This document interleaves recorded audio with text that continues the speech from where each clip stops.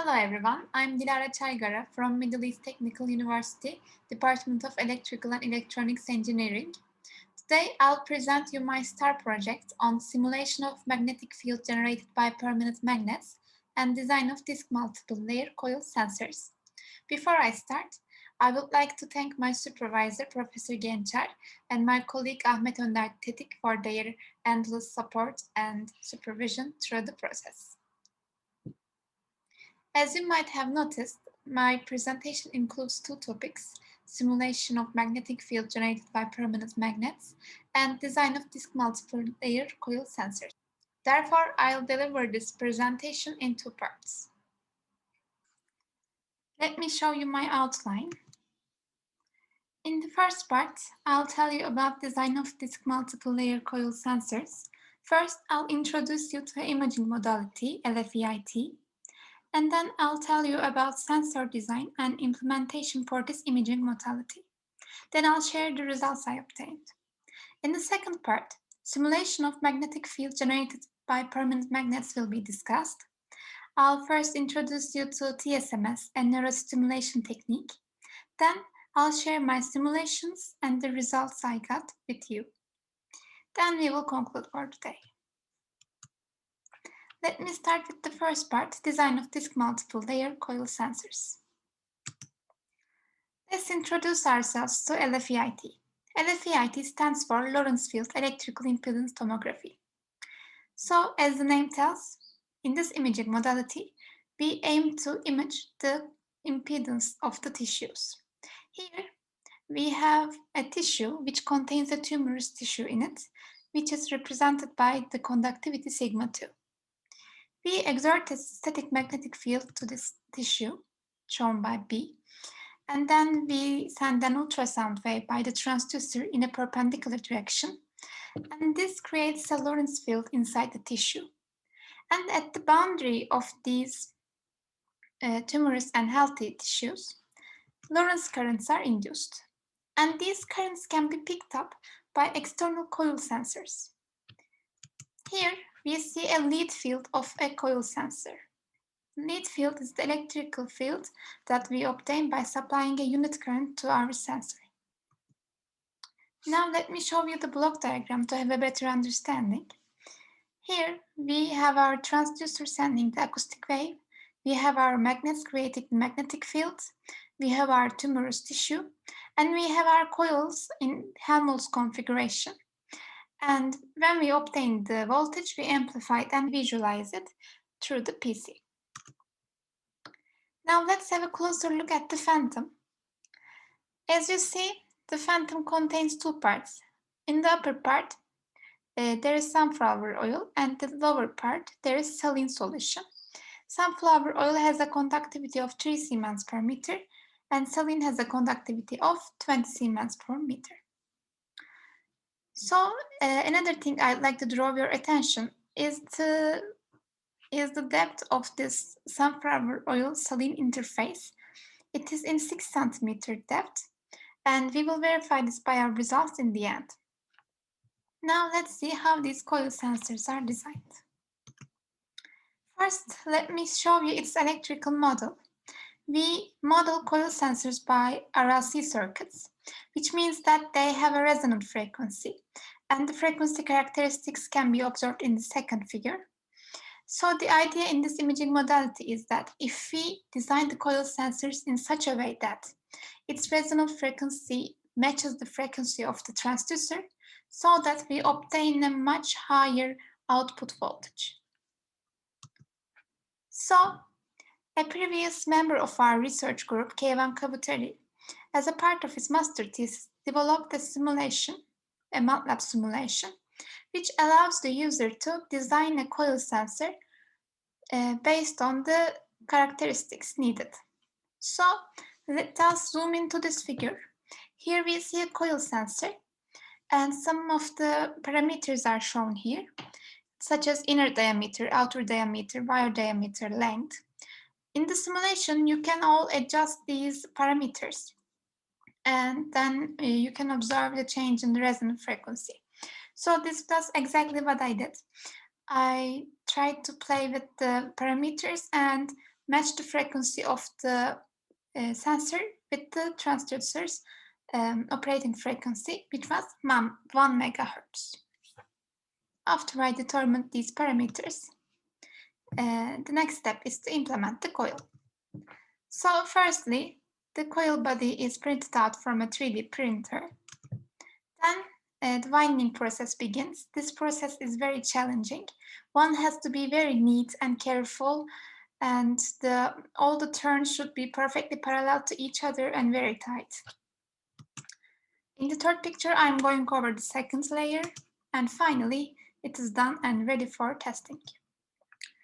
Once you build a coil, you would like to test its resonant frequency and see whether it matches the design characteristics needed. So for this, we connected to a device called network analyzer. Here we see a coil connected to this device, and as you see, its resonant frequency turned out to be around exactly 1 megahertz. So of course, I didn't reach the perfect characteristics suddenly. It took some unsuccessful trials, actually 4 trials. But in my 5th trial, I was able to reach the characteristics needed. Here we see coil sensor 5. First, when we connected to the network analyzer, we saw that its resonant frequency was around 1.1 megahertz. But after the cable connection, which is done in order to connect the sensors to the setup, the resonant frequency drops down a little bit, and it was around 1.01 megahertz, which was exactly what we needed. So the next successful sensor was coil sensor 6, and its resonant frequency turned out to be around 1.2 megahertz first. So we connected the cables, and we also connected the capacitor in order to lower the frequency down to 1 megahertz. And actually, this is a better design because in time, the frequency of the coil sensors tend to drop down naturally. So if that happens, we can just take out the capacitor and get it back to the values that we want. And after we obtained these perfect characteristics, we inserted our coils to our setup and performed the experiment. This was the output signal we obtained. Actually, the tiny signal in the middle was what we are looking for the whole time. And it has an amplitude of 52.5 millivolts, which is a great value for this experiment. And the delta X here shows the start time of this little signal. And actually, it is the time that the acoustic wave reaches the boundary of these two tissues. And by multiplying the time by the speed of the ultrasound in sunflower oil, we can obtain the distance between the transducer and the interface. So when we do that, we obtain around 5.7 centimeters. And if you remember, I showed you the setup and it was 6 centimeters. So the value here is very close to 6 centimeters, and it is verified. That was all I wanted to discuss about design of disc multiple layer coil sensors. Let's move on to the second part, simulation of magnetic field generated by permanent magnets. Let me introduce you to tSMS, Transcranial Static Magnetic Field Stimulation. This is a neurostimulation technique. And in this technique, by using permanent magnets, certain regions in human brain can be stimulated. Generally, cylindrical magnets are preferred for these tSMS applications. And our main motivation in this research was that can we improve the current technique of tSMS by placing multiple magnets around the human head in such a way that we obtain a high static magnetic field at a desired location?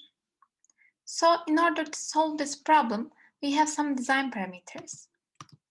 And those are the shape, size, and material of the magnets, the number of the magnets, the configuration of the magnets. So for the shape, block magnets were chosen because their calculations of magnetic field is relatively simple. And size was 3 centimeters to 3 centimeters to 1.5 centimeters. It was chosen relatively small because we are about to use multiple magnets here. And the material was chosen as neodymium N45 magnet with residual magnetism 1.32 teslas, which was one of the strongest magnets available on the market. The number is 4, 5, or 6 depending on the application. And the configuration was 4 possible configurations that I proposed. So let me share you how I calculated the magnetic flux density of a block magnet. Here you see a sample block magnet geometry. As you see, the origin lies right in the middle of this cube. And let's assume that it is magnetized in -z direction.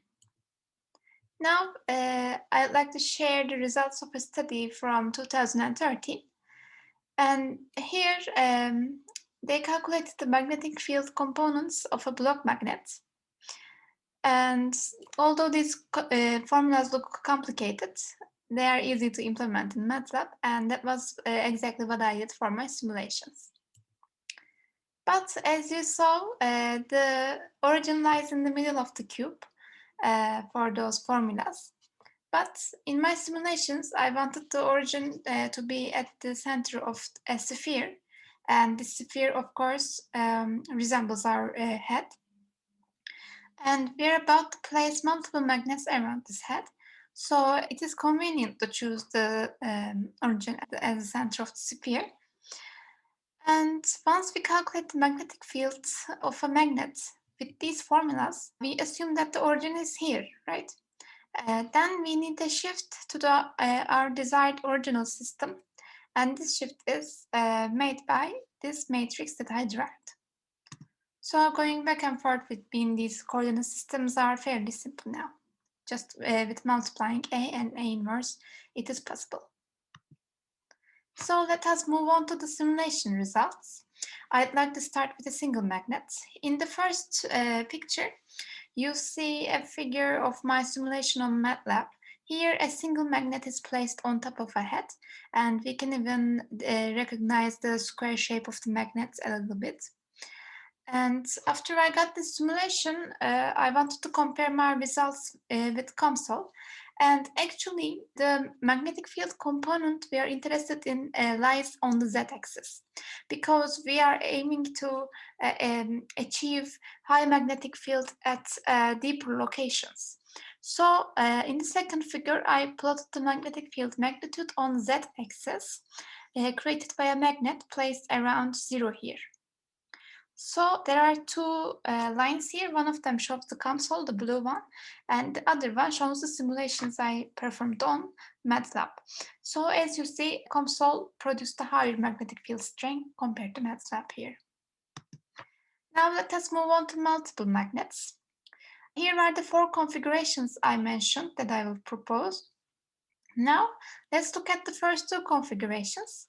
In the first 2 configurations, we have a magnet in the middle, and we have surrounding magnets. In the first one, we have 4 surrounding magnets, and in the second one, we have 5.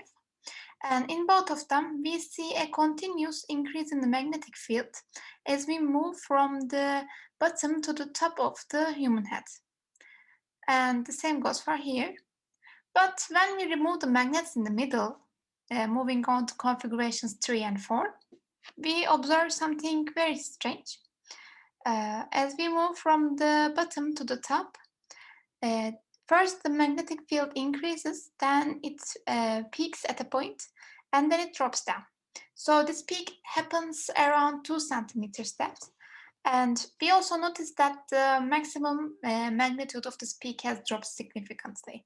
Here we have around 0.4 maximum magnetic field, but that is very closer to the surface. Here we have at 2 centimeters depth 0.1 magnetic field magnitude. Now let us compare the results obtained in 2 centimeters deep. And here we see with configurations 1 and 2, the magnetic field magnitude increased significantly. And it also increases with 3 and 4, but it increases less compared to 1 and 2. But remember that with configurations 3 and 4, we have an important property, that is the localized magnetic field. So to summarize our results about the magnets, Simulations on COMSOL produce higher magnetic field strength compared to MATLAB. Design configurations produce better results compared to a signal magnet. I'm talking about the 4 configurations I proposed.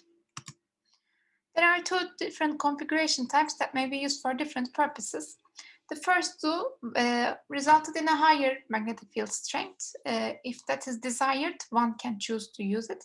And the second 2 proposes a local magnetic field, and that may be used for example, exciting a specific region in the human brain. So these are some screenshots I got from my recent simulations on COMSOL.